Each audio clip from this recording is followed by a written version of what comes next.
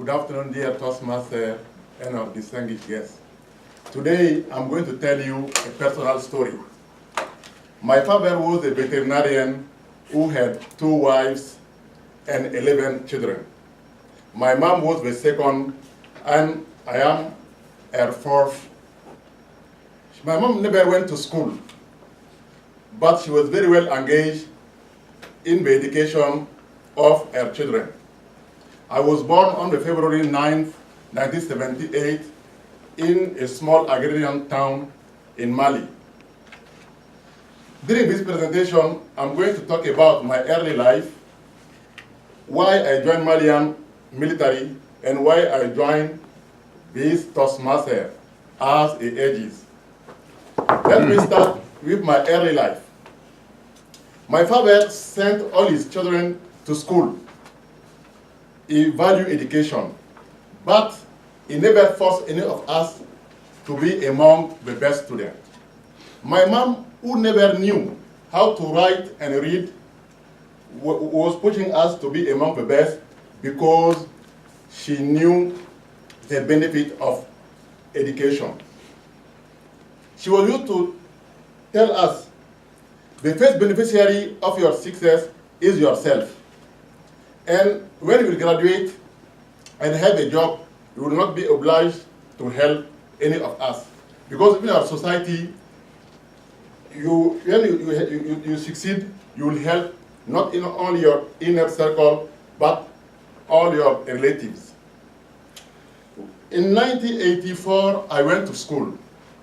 In that time, in Malian rural area, there were no kindergarten or preschool. It is in my first grade when I start learning alphabet and counting. When I reached my 5th grade, I met a young lady who came from the capital city. He taught me about Malian military school or boys' school. I have no idea about it, my father either. But when I reached home, I informed my dad about that opportunity. He accepted my idea. The following year, I took part to a national contest, and I was admitted among the 30 best candidates. Unfortunately, the 7th year I passed in the Malian military school where the worst time during my childhood and my adolescence.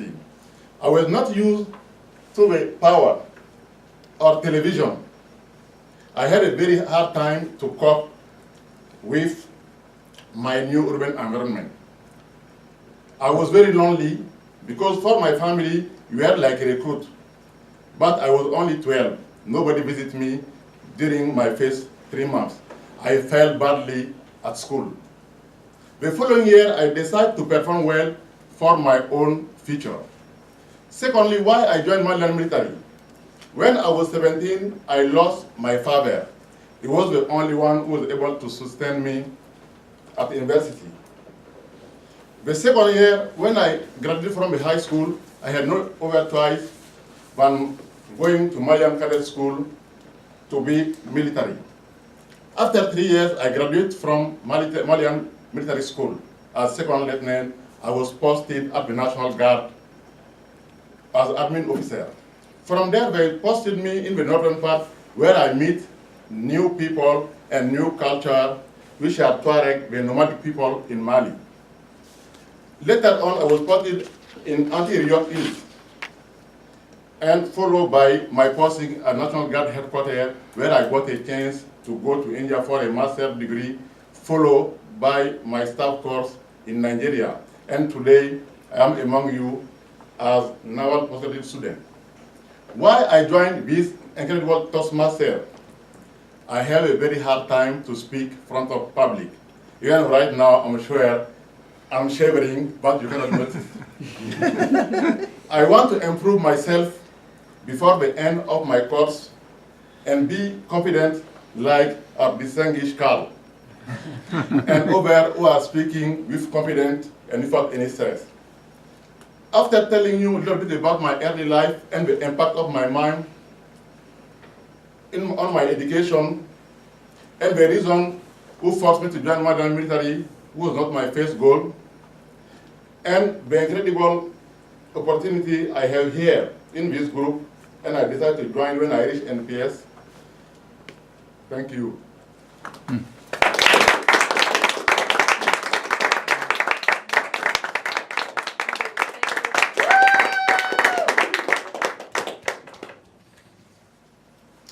Fellow Toastmasters, Madam Toastmaster, welcome guests, and especially Brahima. It's always exciting to see an icebreaker speech, and Brahima was one of our path breakers in the Pathways. So I downloaded the evaluation from the website. The purpose of an icebreaker, though, hasn't changed much from the Competent Communication Manual. Its main purpose is to literally break the ice, or figuratively break the ice. There's no ice around here that was broken. But to introduce the member to the club and really overcome that first hump of just getting up and getting it done. Okay. Now, the other purpose is to understand the basic structure of a speech. And Brahima, this was an awesome icebreaker. This was a textbook example of an icebreaker. Your structure was outstanding. You had a clear opening, a body, and conclusion. You told us what you were going to tell us, you told us, and then you told us what you told us. Again, that's a standard way of organizing a speech. It's not the only one, but it's the go-to one, and it's the best one to start. We did learn a lot about you.